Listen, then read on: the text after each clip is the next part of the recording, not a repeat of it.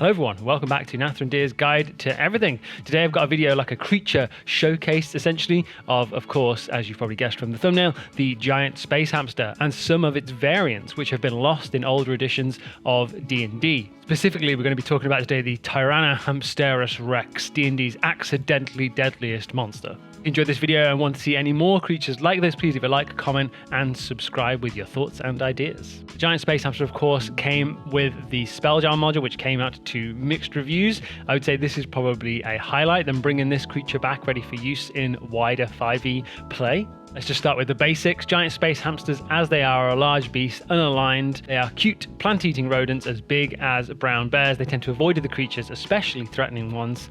They can be trained to serve as mounts or beasts of burden.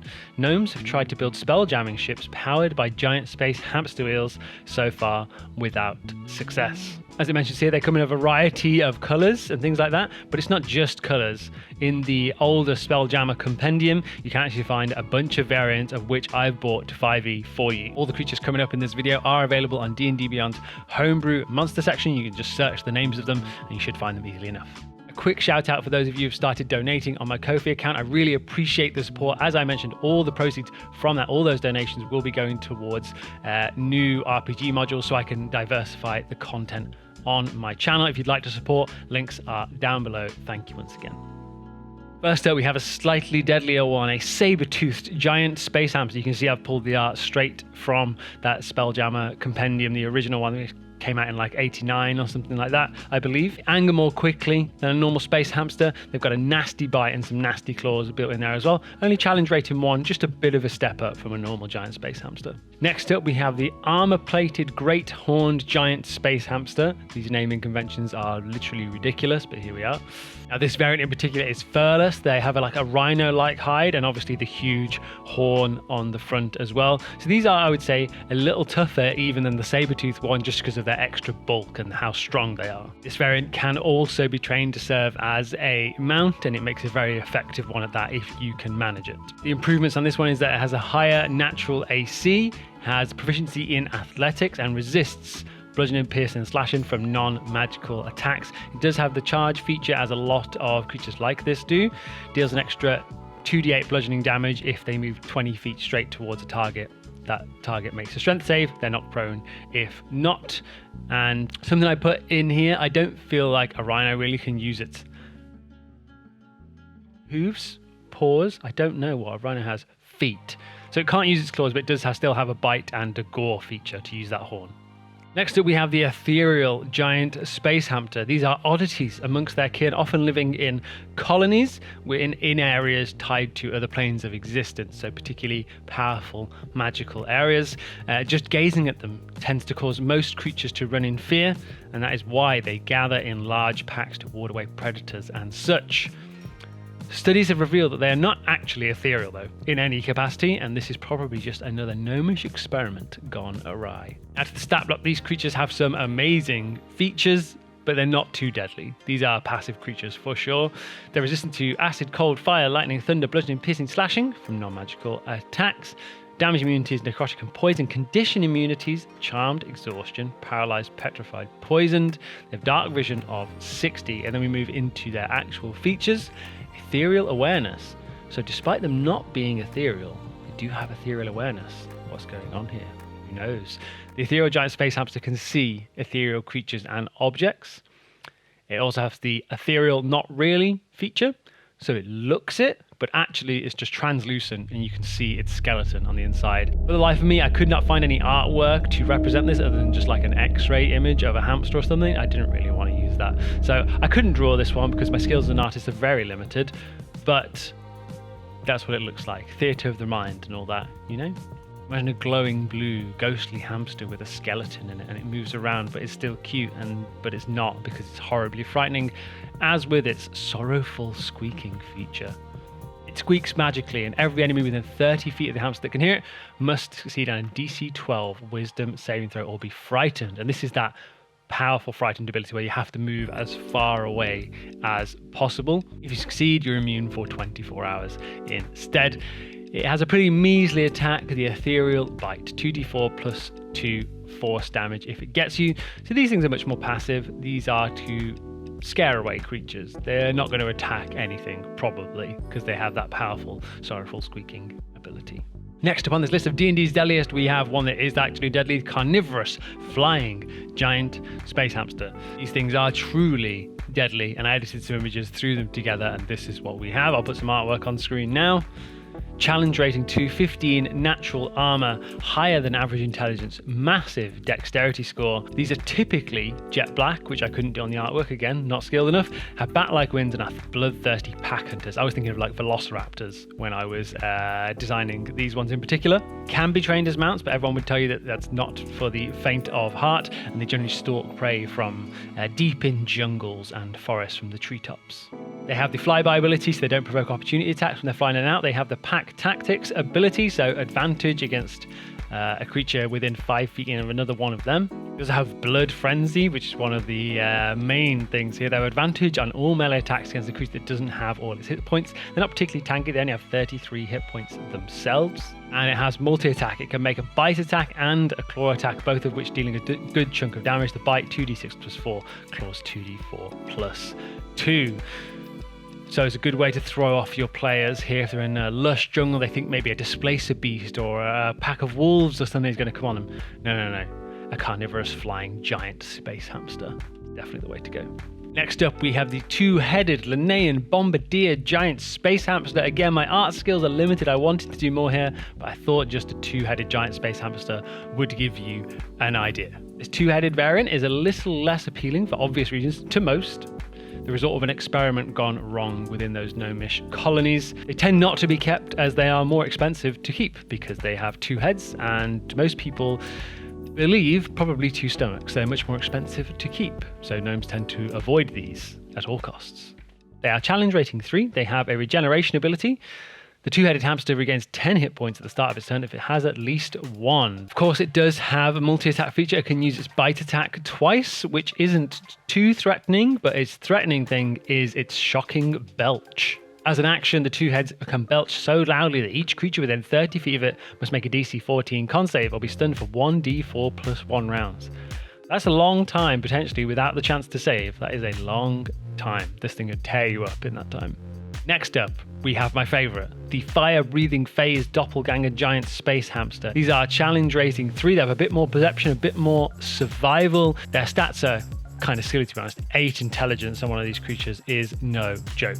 Typically, these creatures are more ethereal than their ethereal giant space hamster cousins, typically hued snow white and blue like the shades of the ethereal plane.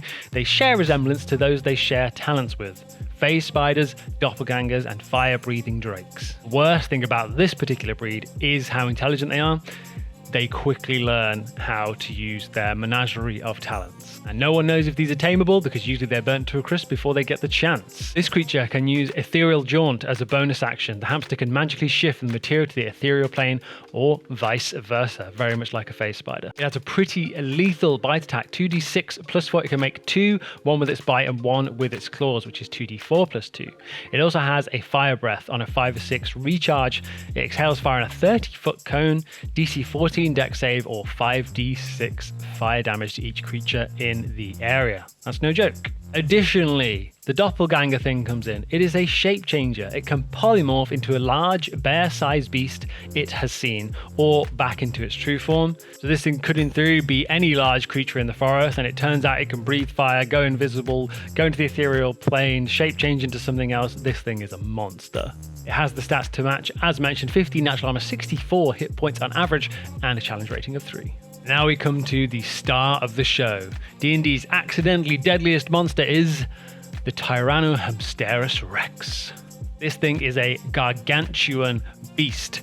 This variant of the giant space hamster is particularly skittish and also happens to be of an immense size. The Tyrannohamsterus Tyrannosaurus part does not do it justice. This thing stands 25 feet at the shoulder, which makes it double the height of a T-Rex. It weighs anywhere from 75 to 100 tons, which puts it in like blue whale territory on weight. It is just simply a force of nature. Any Display of magic, fire, bright light, or a loud noise will frighten this hamster, at which point it will move as fast as it can away from the disturbance, destroying everything in its path. And that is why it is D&D's deadliest monster. Check out these stats. 13 natural armor, 133 hit points, speed is 50 feet, proficiency in strength saving throws of a +10. It cannot be grappled, condition immunity on that one.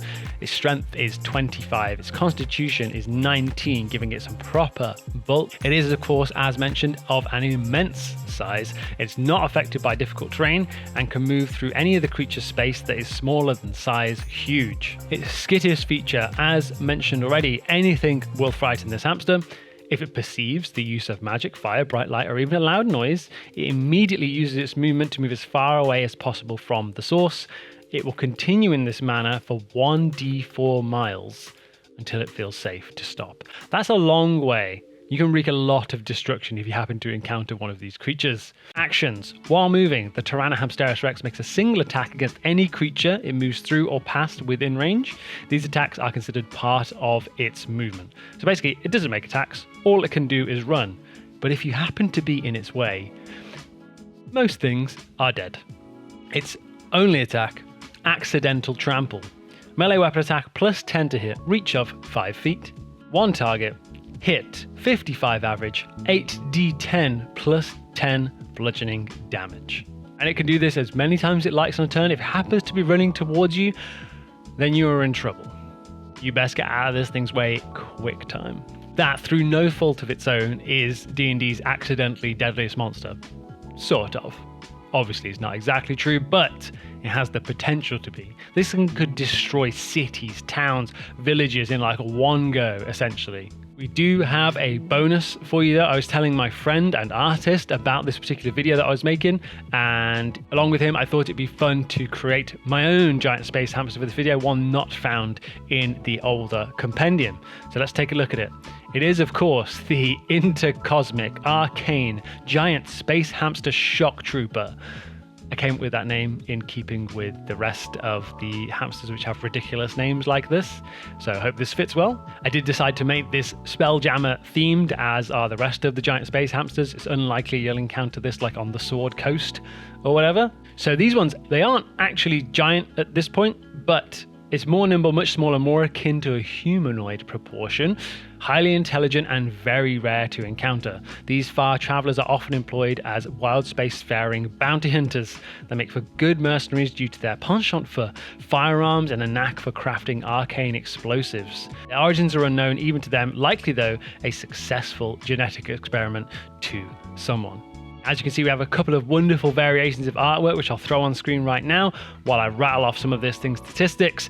Armor class of 17 from its power armor. Hit point 65, not too much, but it can fly 30 feet while equipped with its power armor. It has proficiency in saving throws, int, wisdom, and charisma. Its skills are Arcana +9, Insight, Perception, Persuasion, Stealth, and Survival. This thing is a bounty hunter through and through.